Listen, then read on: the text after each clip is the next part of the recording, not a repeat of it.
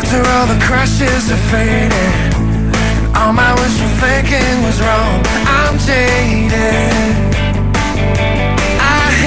Menjadi seorang pria atau wanita merupakan takdir ilahi. Tapi di zaman teknologi canggih seperti sekarang, banyak orang melakukan operasi untuk mengubah jenis kelaminnya. Namun ada lagi orang-orang yang sengaja mengaku pria karena berbagai alasan, padahal mereka tetap wanita tulen. Apapun alasan kebohongan itu dan seberapapun lihainya ditutupi, suatu kebohongan akhirnya terungkap juga. Bahkan ada yang kemudian menjadi polemik. Pemirsa, inilah 7 kisah para pria palsu versi On The Spot.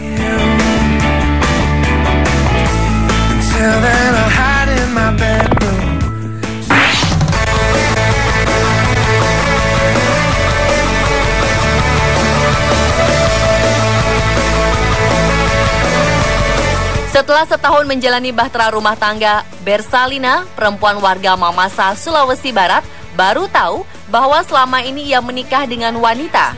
Kebohongan identitas jenis kelamin sang suami terungkap setelah sang suami Ical Saser diketahui mengalami menstruasi.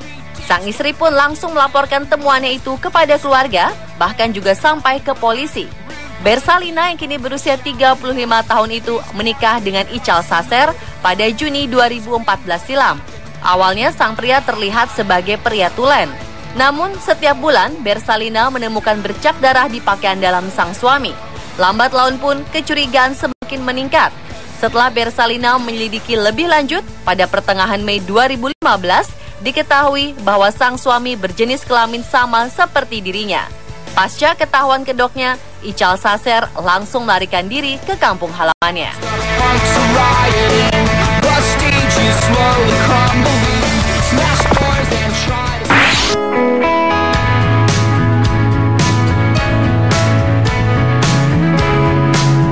Banyak kisah tentang ibu yang berjuang demi menghidupi anak-anaknya.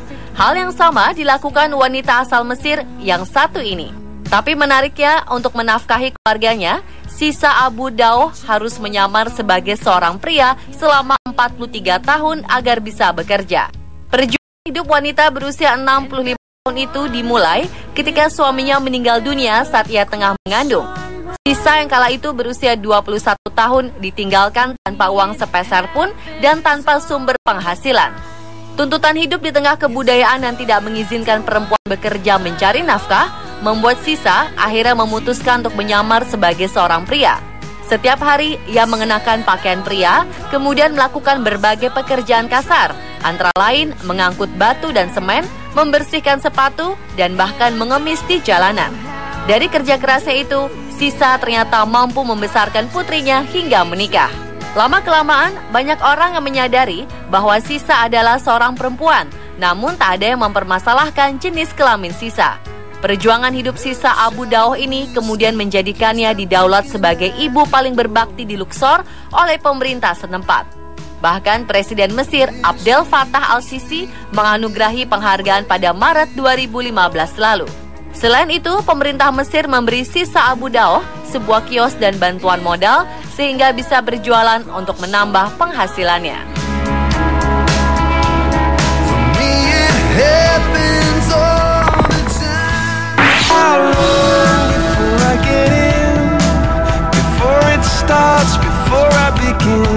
Pada Perang Dunia Pertama, Australia digegerkan oleh seorang remaja perempuan yang nekat menyamar jadi prajurit laki-laki dan menyelundup ke atas kapal tempur. Maud Butler, yang saat itu berusia 16 tahun, mengaku sangat ingin menjadi perawat di medan perang demi membantu negaranya. Tapi sayang, ia tidak diterima. Gadis asal Kurikuri, New South Wales itu kemudian membeli seragam perang, memotong pendek rambutnya hingga tampak seperti laki-laki, kemudian menyelinap masuk ke kapal Swefik yang saat itu sedang berlabuh di Teluk Woolloomooloo dan bersembunyi di dalam salah satu kapal sekoci. Keesokan harinya, ia keluar dari persembunyiannya lalu bergabung dengan prajurit lain. Walau tak terdaftar sebagai prajurit, sebenarnya Butler dapat terjun ke medan perang. Namun karena saat itu setiap prajurit harus menjalani pemeriksaan dokter, Butler pun mengaku bahwa ia perempuan.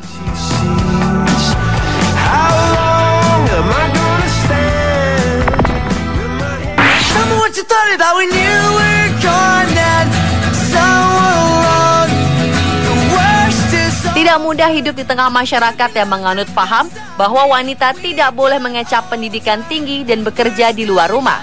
Hal inilah yang dialami Maria Torpakai Wazir asal Waziristan, Pakistan. Namun sejak kecil ternyata Maria sudah berusaha mendobrak budaya yang dianggap membatasi dirinya. Di usia 4 tahun, Maria sering mengenakan pakaian kakak laki-lakinya dan memangkas pendek rambutnya. Setelah besar, Maria terjun ke dunia olahraga. Ia ikut turnamen angkat besi yang khusus diikuti anak laki-laki. Meski bersaing dengan laki-laki, Maria yang saat itu menyamar sebagai laki-laki berhasil menang. Setelah dewasa, Maria mengubah haluan hidup menjadi atlet squash. Ia mendaftar di Akademi Squash di Peshawar sebagai atlet pria. Lama-kelamaan penyamarannya terbongkar dan semua atlet pria bahkan mengejek dan menghinanya, termasuk masyarakat tempat ia berasal. Demi mewujudkan cita-citanya menjadi atlet dunia, Maria Torpakai Wazir hijrah ke Kanada, lalu mengukir prestasi hingga bisa masuk peringkat 49 dunia.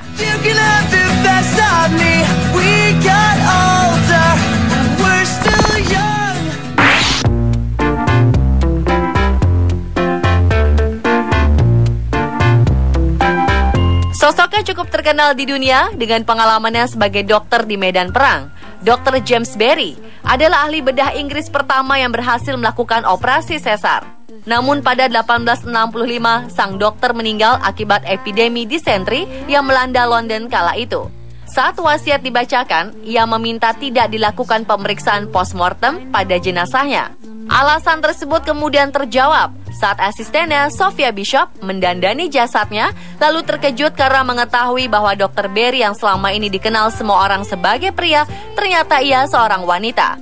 50 tahun Berry menyimpan rapat-rapat rahasia jenis kelaminnya. Ia berhasil mengecoh Angkatan Perang Britania Raya yang memperkerjakannya. Diduga Dr. Berry pernah hamil dan melahirkan secara diam-diam antara tahun 1820 dan 1821. Margaret Ann Buckley, nama asli Dr. James Berry, dahulu sengaja mengubah identitasnya menjadi pria demi cita-citanya menjadi dokter.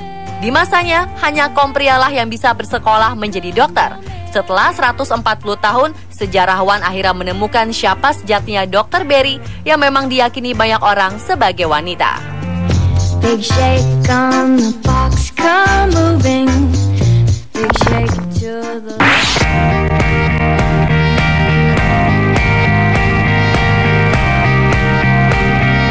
Sepintar-pintarnya bangkai ditutupi, akhirnya akan tercium juga.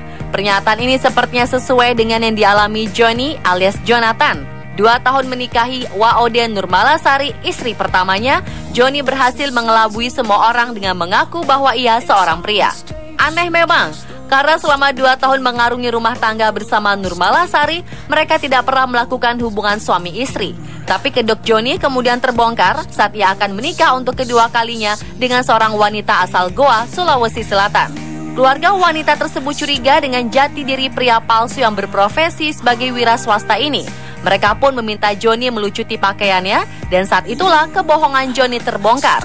Setelah pengakuan itu, Nurmalasari, istri pertama Johnny, kemudian mengaku bahwa sebenarnya ia selama ini curiga, tapi tak berbuat apa-apa. Atas perbuatannya itu, Johnny kini ditahan di kepolisian resor Goa.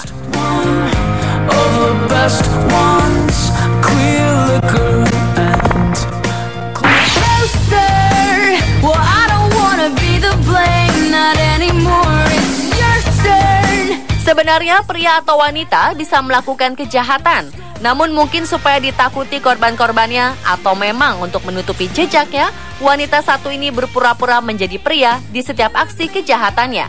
Iki Jin akhirnya ditangkap polisi pada 7 Juli 2014 atas tuduhan lusinan kasus penipuan di Tokyo, Jepang. Pria palsu ini ditangkap saat mengambil uang tunjangan di kantor wali kota di Tokyo. Dalam aksinya, Jin sering memberi minuman yang telah dicampur obat bius kepada korban-korbannya. Setelah korban tertidur, seluruh harta korban akan digasaknya. Anehnya, korban-korban Jin adalah pria. Selain melakukan tindak kejahatan, ternyata dalam bekerja sehari-hari, Jin memang memilih pekerjaan laki-laki dan berperilaku bak seorang pria. Mungkinkah wanita bernama Aiko ini sebenarnya memiliki kelainan jiwa seperti yang diduga banyak pihak?